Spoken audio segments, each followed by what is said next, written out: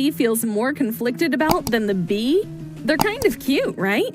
And they can give us delicious things, like honey, and useful things like beeswax.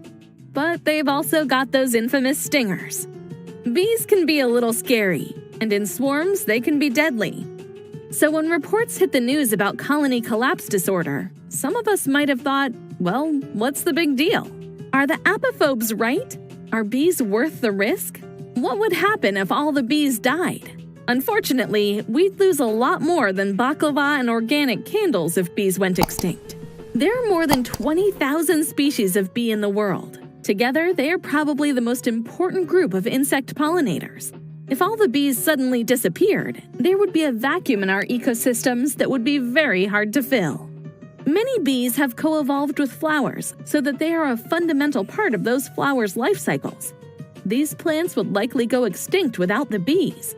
Other plants that bees pollinate might survive with other pollinators, but they would be at a disadvantage.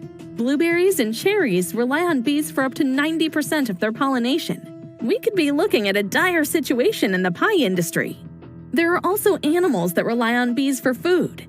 If we lose the bees, some of our most beautiful natural species could be next. All these changes would have ripple effects throughout ecosystems and into human society. Humanity probably wouldn't starve without bees. Fortunately, many of our staple grains are pollinated by the wind.